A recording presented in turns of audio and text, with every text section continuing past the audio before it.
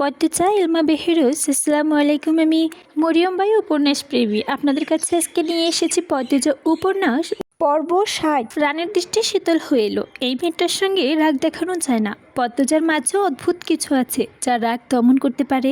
রানী বলল, আমি আমি ভালো নাই পদ্মজা, আমি একটু আরাম চাই, সুখ চাই, আর কষ্টের বোঝা টানতে পারছি না। রানীর কথা ধরন এলোমেলো, সে অন্য এক জগতে আছে, বন্দি পাখির মতো ছটফট করছে, মুক্তির আশায় জানা ঢাপছাচ্ছে। পদ্মজার খুব মায়া হলো, ভীষণ অসহায় লাগলো নিজেকে। ভালোবাসার মানুষ জীবনে এসে আবার এভাবে হারিয়ে গিয়ে জীবনটা এলোমেলো করে দেয়। এত যতনা কেন প্রেমে? যার শূন্যতা আজও শান্তি দেয় না রানীকে, প্রতিনিয়ত কুড়ে কুড়ে খায়। রানীর ভেতরটা যে একেবারে শূন্য, সে পিরিয়ডের যন্ত্রণা আজও কাতর। যদি রানীকে তার উপযুক্ত কোনো ছেলের সঙ্গে বিয়ে দেওয়া হতো, তবে কি সে তার ভালোবাসাকে ভুলতে পেরে এতটুকু সুখী হতে পারত? আমির আর পদ্মজা মিলে ধরে রানীকে নিচতলায় নিয়ে আসে। সবার প্রশ্ন, তবে রানী নিশ্চুপ, কারো কোনো কথায় উত্তর দিল না।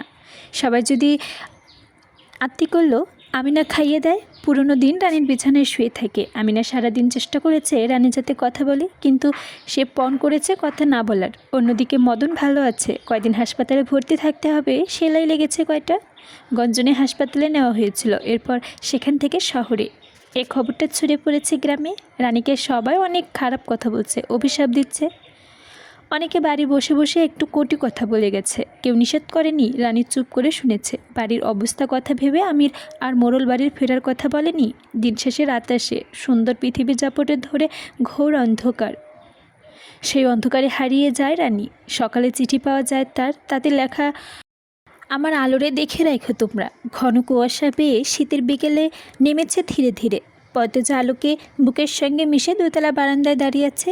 তার চোখের দৃষ্টি বাড়ির গেটের দিকে। বাড়ির সব পুরুষ সকালে বেরিয়েছে রানীর খোঁজে। এখনও ফেরেনি। যে ইচ্ছা হয়েছে হারিয়ে যায়, তাকে কি আর খুঁজে পাওয়া যায়? তবুও পদ্মজা চাইছে রানীকে যেন অক্ষত অবস্থায় ফিরে পাওয়া যায়। আলো সারাদিন মায়ের কোলের জন্য কেঁদেছে, মায়ের আদরের জন্য ছটফট করেছে। আলোর অস্থিরতা দেখে কেঁপেছে পদ্মজার দুই ঠোঁটও। জনপ্রাণ দিয়ে চেষ্টা করেছে মায়ের মতো আদর করার, কিন্তু সে তো আলোর মা নয়। মায়ের গন্ধ তার গায়েই নেই। রানী মা হয়ে যে কীভাবে পারল আলোকে ছেড়ে যেতে? পৃথিবীর সব মা একরকম হয় না। সব মা সন্তানের জন্য ত্যাগ করতে জানে না, দুঃখ আপন করে নিতে জানে না। পদ্মজা আলোর কপালে চুমু দিল। মেয়েটা চুপ করে আছে। চারদিকে কুয়াশায় ধোয়া ধোয়া, দিন ডুবুডুবু, স্তব্ধ হয়ে আছে সময়। একতলা থেকে শোনা যাচ্ছে আমিনার বিলাপ। তিনি এত কাঁদতে পারে? পদ্মজা ঘুরে দাঁড়ালো যেতে থেকে। তখনই সামনে পড়ল ফারিনা। পদ্মজা হাসার চেষ্টা করলো। আম্মা আপনি? আলো ঘুমাইছে? না, জেগে আছে। পদ্মজা আলোর কপালে আবার চুমু দিল। ফারিনা বললেন, রানী কি পাউন যাইব? জানি না আম্মা। পদ্মজার নির্বিকার স্বর। আলমগীর রোম্পাকে লইয়া গেছে, জানো তুমি? ওর ভালো আছে তো? আমি নাকি সেদিনই বলেছিলাম আম্মা, জানি না আমি। ফারিনা আর প্রশ্ন করলেন না। তিনি নারকেল গাছের দিকে চোখের দৃষ্টি নিস্তব্ধ করলেন। পদ্মজা সেকেন্ড কয়েক সময় নিয়ে ফারিনাকে দেখল। ফারিনা আগের মতো ছটফটে নিয়ে নিশ্চুপ হয়ে গেছেন। আগে মনে হতো তিনি মনে মনে কোনো কঠিন কষ্ট পুঁতে রেখেছেন, কিন্তু এমন কোনো শক্তি আছে যার জন্য তিনি হাসতেও পারেন, বেঁচে আছেন। আর এখন দেখে মনে হচ্ছে সেই শক্তিটা নষ্ট হয়ে গেছে। জীবনের আশার আলো ডুবে গেছে। কথাগুলো ভেবে পদ্মজা চমকে ওঠে। সে তো আনমনে নিজের অজান্তে সব ভেবেছে, কিন্তু সত্যি কি এমন কিছু হয়েছে? পদ্মজা আগ্রহ নিয়ে প্রশ্ন করল, আম্মা আপনি আমাকে কিছু বলতে চান? ফারিনা তাকান। পদ্মজা তীর্থ কাকের মতো তাকিয়ে রইল ফারিনার দিকে। ফারিনার ঝরঝর কণ্ঠে কেঁদে ফেলল। হঠাৎ যেন পাহাড়ের শক্ত মাটির দেয়াল ভেঙে ঝরনার ধারা বাঁধ ভেঙে গেল। পদ্মজা খুব অবাক হলো। ফারিনা আঁচলে মুখ চেপে ধরেছেন। উৎকণ্ঠার সঙ্গে জানতে চাইল পদ্মজা, আম্মা আম্মা আপনি কাঁদছেন কেন? কি হয়েছে বলুন তো আমাকে। কি বলতে চান আপনি? অচমকা ফারিনার কান্নার শব্দে আলো ভয় পেয়ে যায়। সে জোরে জোরে কাঁদতে থাকে। পদ্মজার আলোকে শান্ত করার চেষ্টা করে। বারান্দার পায়চারি করে আদুরে কণ্ঠে বলল, মা কাঁদে না, মা কাঁদে না, কিচ্ছু হয়নি, মামি আছি তো। আলো জান ছেড়ে কাঁদছে, কান্না থামাচ্ছে না। বেশ অনেকক্ষণ পর আলোর কান্না থামায়। সঙ্গে সঙ্গে পদ্মজা ফারিনার দিকে এগিয়ে আসে। প্রশ্ন করল, বলুন আম্মা, কী বলতে চান আমাকে? কিছু না বলে তড়িঘড়ি করে দোতলা থেকে নেমে যান তিনি। পদ্মজা আশাহত নিয়ে অনেকবার ডাকলেন, তিনি শোনেননি। পদ্মজা বিরক্তি নিয়ে বাইরে তাকালো। দেখতে পেল মজিদ হাওলদারকে। তিনি আগল ঘর পেরিয়ে অন্দরমহলের দিকে আসছেন, হাঁটছেন খুঁড়িয়ে খুঁড়িয়ে। পায়ে ব্যথা পেয়েছে নাকি? পদ্মজা নিচতলা যেতে উদ্যক্ত হলো। তখনই মাথায় এলো কোনোভাবে কি আব্বাকে দেখে আম্মা ভয় পেলেন? তার উত্তর না দিয়ে চলে গেলেন। নিশ্চয়ই এমনটা হয়েছে। ঘরের গোপন খবরই দিতে চেয়েছিল ফারিনা, কিন্তু ঘরের মানুষ দেখে আর দিতে পারলেন না। আচ্ছা, তিনি এমন হাউমাউ করে কেন কাঁদলেন? পদ্মজার কপালে চামড়া কুঁচকে গেল। মেরুদণ্ড সোজা হয়ে দাঁড়ালো সে। আলোর পিঠে হাত বুলাতে বুলাতে ভাবতে লাগলো পেছনের সব অদ্ভুত ঘটনা নিয়ে। রুম্পা পাগলের অভিনয় করত, তাকে ঘরে বন্দি করে রাখা হয়েছিল, অথচ বাড়ির কারাও তার নিয়ে মাথা ব্যথা ছিল না। রুম্পা দিনের পর দিন না খেয়েছিল। পদ্মজা যতটুকু বুঝেছে ফারিনা খুব ভালোবাসেন রুম্পাকে। তাহলে তিনি কেন খাবার নিয়ে যেতেন না? রুম্পার ঘরে লতিফা নজর রাখত। রুম্পা লতিফাকে দেখে ভয় পেয়েছিল। সেদিনই সে জানতে পারে রুম্পা পাগল না। সেদিনই রাতে বাবলু নামের কালো লোকটি রুম্পাকে মারতে চেয়েছিল। এত সব কার নির্দেশে হচ্ছে? কে এই বাড়ির আদেশদাতা? তার আলমগীর কি করে জানলো রুম্পা খুন করতে চলেছে? তারপর একটা খুন হলো, অথচ ভোর হওয়ার আগে সেই লাশ উধাও হয়ে গেল। কেউ খুনির খোঁজও করলো না। রুম্পা বা আলমগীরের কথা রানী আর ফারিনা ছাড়া কেউ জিজ্ঞেস করলো না। এই বাড়ির মানুষ জীবিত থেকেও মৃত। কি চলছে আড়ালে? আলমগীর তাকে একটা চাবি দিয়েছিল। চাবিটা কিসের? রুম্পা বলেছিল পেছনে উত্তর ধর রক্ত। এই কথার মানেই বা কী? পদ্মজা দ্রুত চোখ বন্ধ করে ফেলল। তার মাথা ব্যথা করছে, দপদপ করে কপালের রগগুলো। রানী নিখোঁজ হওয়ার ব্যাপারটা পুরোপুরি মাথা থেকে বেরিয়ে গেছে। গাঢ় রহস্যর টানে উন্মাদ হয়ে উঠল সে। বাড়িতে খোলের হৃদয় নেই। এই সুযোগে জঙ্গলে তাকে যেতেই হবে। পরিবেশে স্পষ্টতা ক্রমে ছড়িয়ে পড়েছে। সন্ধ্যাকে স্নান আলো জড়িয়ে ধরল বিকেল। আজান পড়ছে। পদ্মজা নিচতলায় এসে আলোকে লতিফার কাছে নিয়ে নিজ ঘরে গিয়ে নামাজ আদায় করতে নিল। তারপর খাইয়ে ঘুম পাড়িয়ে দিল আলোকে। মজিদ পায়ে ব্যথা পেয়েছে, তিনি ঘরে শুয়ে আছেন। ফারিনাও ঘরে। বাড়ির বাকি পুরুষরা তখনও ফেরেনি। আমিনা সদর দরজায় বসে আছেন, চুল এলোমেলো, কপালে এক হাত দিয়ে বাইরে তাকিয়ে আছে। রানীর অপেক্ষার প্রহর গুনছেন। মানুষটার জন্য দ্রষ্টুটি আছে কি? তবে মেয়ের জন্য পাগল। বাড়ির আরেকটা মানুষের মেয়ে রিনু আলোর সঙ্গে শুয়ে আছে।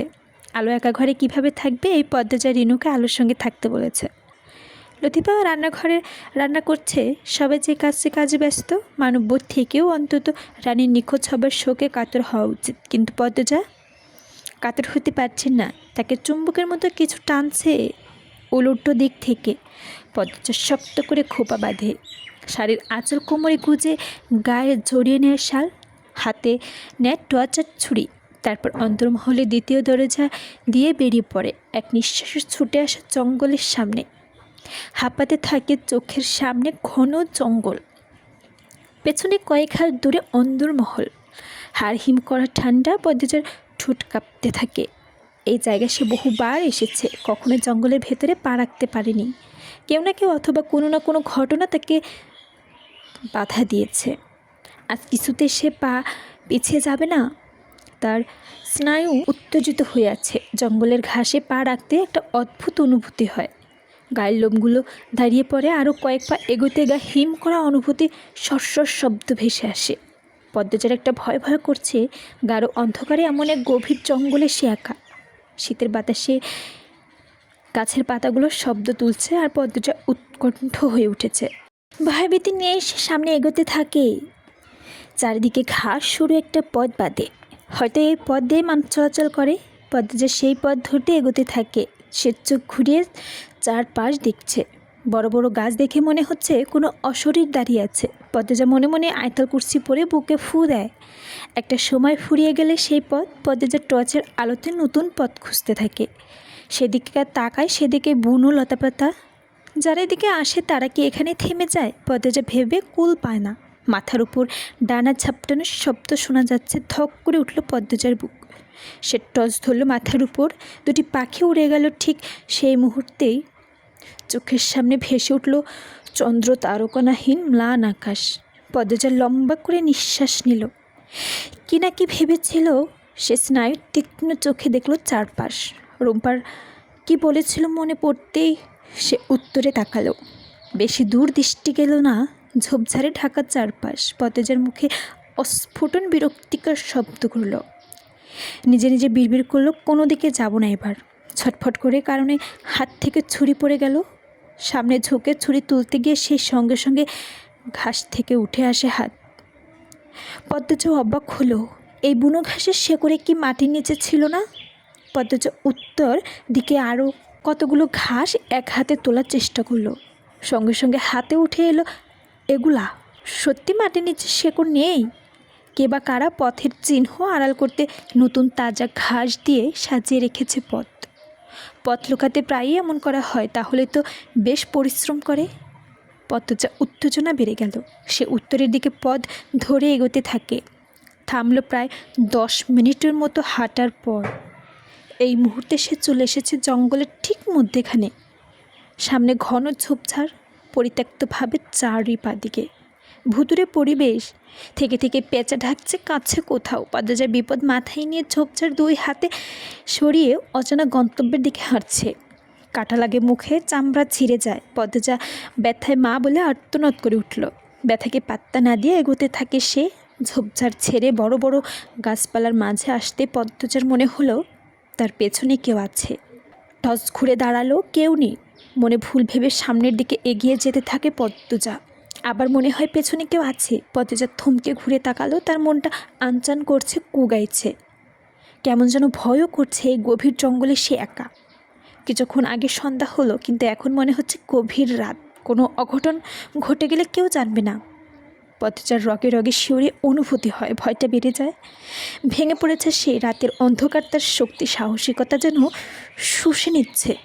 পদ্মজা আল্লাহকে স্মরণ করে হেমলতাকে। চোখ বুজে হেমলতার অগ্নিমুখ ভাবে। তিনি যেভাবে তীক্ষ্ণ চোখে তাকাতেন সেভাবে পদ্মজা তাকালো। কান খাড়া করে চারদিকে যত জীব প্রাণী আছে সব কিছু উপস্থিত টের পাওয়ার চেষ্টা করে। কাছে কোথাও অদ্ভুত একটা কিছু ডাকছে। নিশাচর পাখিদের তীক্ষ্ণ ডাক শোনা যাচ্ছে। ঝিঝে পোকার ডাকে এক স্বরে বাতাস বইছে শো শো শব্দে। এসব কিছু ছাড়িয়ে তিনি একটা মানুষের গাঢ় নিঃশ্বাসে তীক্ষ্ণভাবে কানে ঠেকল। খুব কাছে পেছনে কেউ দাঁড়িয়ে আসে, নিঃশ্বাস নিচ্ছে। পদ্মজার হাত দুটো শক্ত হয়ে যায়। অদ্ভুত এক শক্তিতে কেঁপে উঠেছে সে। চোখের পলক 2 পা পিছিয়ে লোকটিকে না দেখে ছুরি দিয়ে আঘাত করে। লোকটি আহ করে উঠে। পদ্মজার চোখ খুলে ভালো করে দেখে মুখটি অন্ধকারের জন্য অস্পষ্ট, তবে কণ্ঠটি পরিচিত মনে হলো। পদ্মজার ছুরির আঘাত লোকটির হাতে লেগেছে। পদ্মজার রাগী কিন্তু কাপা স্বরে প্রশ্ন করল, কে আপনি? লোকটি ক্ষুধার্ত বাঘের মধ্যে ছুটে এসেছে, চেপে ধরল পদ্মজার গলা। পদ্মজা আকুচ্ছির ঘটনার জন্য প্রস্তুত ছিল না। লোকটি এত জোরে গলা চেপে ধরেছে যে তার দম বন্ধ হয়ে আসছে। মাথার উপর আরও কয়েকটি পাখি ডানা ঝাপটে উড়ে গেল। একটা বালিষ্ট হাত গাঢ় অন্ধকারে অপরূপ সুন্দরী এক মেয়ের গলা টিপে ধরে রেখেছে। সুন্দরী মেয়েটি ছটফট করছে। লোকটির মুখ অন্ধকারে ঢাকা, ভয়ঙ্কর এক দৃশ্য। পদ্মজা তার হাতের ছুরি শক্ত করে লোকটির পেটে ক্যাচ করে টান দিল। আর্তনাদ করে সরে গেল। আক্রমণকারী মাটিতে বসে পড়ে হাঁটু গেছে। পদ্মজা আবার আঘাত করার জন্য এগোতেই উঠে দাঁড়ালো লোকটি, যেন নতুন উদ্যম শক্তি পেয়েছে। লোকটি ঝাঁপিয়ে পড়ল পদ্মজার উপর, নখের আঁচড় হাতে বসিয়ে কেড়ে নিল ছুরি। পদ্মজার ছুরি ছাড়াই এমন হিংস্র পুরুষের শক্তির সামনে কিছুই না। যেভাবে হোক এর হাত থেকে বাঁচতে হবে। পদ্মজা টর্চ দিয়ে লোকটির মাথার বাড়ি মারল। তাল সামলাতে না পেরে পিছিয়ে গেল আক্রমণকারী। পদ্মজা উল্টো দিকে দৌড়াতে থাকে, পিছু ধাওয়া করে লোকটি। 2 বার ছুরির আঘাত, একবার মাথায় টর্চের বাড়ি খাওয়ার পরেও বেটা মাটিতে লুটিয়ে পড়েনি। নিঃসন্দেহে এই রহস্য পাক্কা খেলোয়াড় সে। পদ্মজার শাল পড়ে যায় গা থেকে, তার খোপা খুলে যায়। রাতের মাতাল হাওয়া, চুল উঠতে থাকে। ঝোপঝাড়ের মাঝে উড়ান্তের মতো দৌড়াচ্ছে সে। কানে আসছে বাতাসের শব্দ শো শো করে। 2 হাতে শাড়ি ধরে রেখেছে গোড়ালির ওপর, যাতে পা বেঁধে সে পড়ে না যায়। জুতা ছিঁড়ে পড়ে থাকে জঙ্গলে। কাটা কাটায় ছিন্ন ভিন্ন হয়ে যায় পা জোড়া। রক্ত বের হয় গলগল করে, তবুও সে থামল না। এত সহজে মরবে না। এই রহস্যের গোড়ায় পৌঁছাতে হলে তাকে বাঁচতেই হবে। রাতের আধারে কেটে যায় ভোরের আলোর মধ্যে শুরু হয়েছে আরেকটি নতুন দিন। পূর্ণা ও মোঘা মেঠো পথে ধরে হাওলদার বাড়ি যাচ্ছে। মাথার উপর দিয়ে আলো ধরা তেজবিহীন সূর্য। পূর্ণা পায়ের গতির চঞ্চল। সে অস্থির হয়ে আছে। পাশে কৃষকের ফসলের জমি ছেয়ে গেছে সবুজের সমারোহ। ফসলে যেমন সবুজ আর ঘাস গাছপালা জমায় জমে আছে শিশির বিন্দু, সকালে প্রকৃতিতে এক অপরূপ সৌন্দর্যের সৃষ্টি করেছে, অথচ সেই সৌন্দর্যে পূর্ণাকে ছুঁতে পারছে না। অন্য বেলা হলে শিশির ভেজা ঘাসে গা এলিয়ে দিত, কোনো এক অদ্ভুত কারণে ঠান্ডার মধ্যেও তার শিশিরে ভেজা ভালো লাগে। এখন সেই মন মানসিকতা নেই। মগা কিছুক্ষণ আগে তাকে খবর দিয়েছে গতকাল রাতে পদ্মজা আহত অবস্থায় জঙ্গল থেকে ফিরেছে। প্রেমা ঘরে পড়েছিল, বাসন্তী রান্নাঘরে, তাই তারা শুনতে পায়নি। পূর্ণা রোদে বসে সকালে খাবার খাচ্ছিল। খবরটা শোনা মাত্র খাবার রেখে মগাকে নিয়ে বেরিয়ে পড়ে।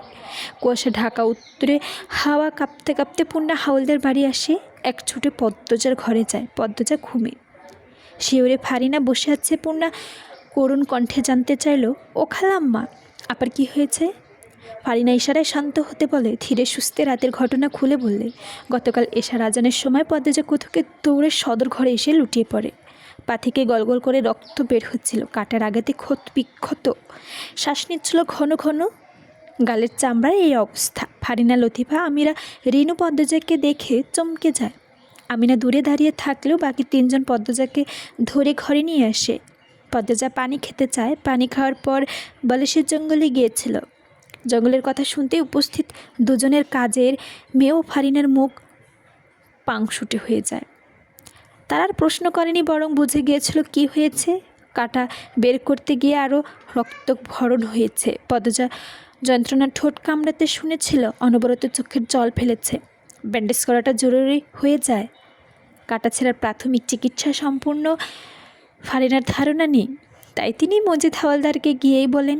এই বাড়ির প্রায় মারামারি কাটাকাটি চলে, তাই মজিদ হাওলদার তাই ব্যান্ডেজ, স্যাবলন সহ বিভিন্ন জিনিসপত্র নিয়ে এসেছেন। তিনি প্রাথমিক চিকিৎসার জিনিসপাতি নিয়ে আসেন। তারপর পদ্মজার পা ভালো করে পরিষ্কার করে ব্যান্ডেজ করে দেয়। বোনের গায়ের কাছে বসে হাহা করে বলল, পূর্ণা, আমার আপা এত কষ্ট পেয়েছে। পূর্ণার চোখ বেয়ে জল ঘুরিয়ে পড়ে। সে ফারিনার কাছে জানতে চায়, ভাইয়া কোথায়? তাৎক্ষণিক ফারিনার মুখটা ফ্যাকাশে হয়ে যায়। তিনি মিনমিনিয়ে গলায় বলল, জানি না। পূর্ণা অবাক হয়ে স্বরে বলল, ভাইয়া জানে না আপার কথা? রাতে দেখেনি? বাবু তো বাড়ি আহে নাই। রানীরে খুঁজতে গেল আর আহেই নাই। রানী আপারে পাওয়া যায়নি না? আচ্ছা। পদ্মজা শরীরে নাড়াচ্ছে দেখে পূর্ণা কথা থামিয়ে দিল। সে পদ্মজার পেটের কাছে এসে বলল, আপা। পদ্মজা পিটপিট করে চোখ খুলে জানালা দিয়ে সূর্যের আলো টুপ করে পদ্মজা ঝাঁপিয়ে পড়ল চোখ মুখে। দ্রুত চোখ বুজে ফেলল পদ্মজা। তারপর আবার ধীরে ধীরে চোখ খুলল। পূর্ণা দেখে অবাক হয়ে বসতে চাইলে অনুভব করলো পায়ে অনেক ব্যথা। সে পায়ের দিকে চেয়ে আরও অবাক হলো। পায়ে ব্যান্ডেজ করা কি করে? মনে করার চেষ্টা করলো কি হয়েছে তার সঙ্গে। আপন মনে নিজেকে বলল, রাতে এক ছুটে অন্তর্মহলে চলে আসি। ভুলে পেছনে ফিরে তাকায়নি। সদর ঘর থেকে আম্মা ঘরে নিয়ে আসেন। আম্মা ব্যান্ডেজ করে দেন, আম্মা খাইয়ে দেন। অনেক রাত হয়, উনি তখনও ফেরেননি, তাই চিন্তা হয়। আমাকে জিজ্ঞেস করলে আম্মা বলেছিল চলে আসবে। তারপর কি হয়েছিল মনে নেই, ঘুমিয়ে পড়েছি বোধ হয়। পদ্মজার ভাবনা থেকে বেরিয়ে সর্বপ্রথম ফারিনাকে প্রশ্ন করলো, উনি ফিরেছেন? না। পদ্মজা কী বলবে বুঝে উঠতে পারছে না। সে অনেকক্ষণ পর বলল, চাচা রিদন ভাই ফিরেছেন? আইসে তো। তোমার চাচা এখন কই জানি? রিদন হ্যার ঘরে আছে। তাহলে আপনার ছেলে কোথায়? পদ্মজা উত্তেজিত হয়ে পড়েছে। পূর্ণা পদ্মজার এক হাতে চেপে ধরে অনুরোধ করলো, আপা শান্ত হও। খালাম্মা, রিদন ভাই আর ছোট চাচু কিছু বলেনি ভাইয়ার ব্যাপারে? আপনি জিজ্ঞেস করেননি?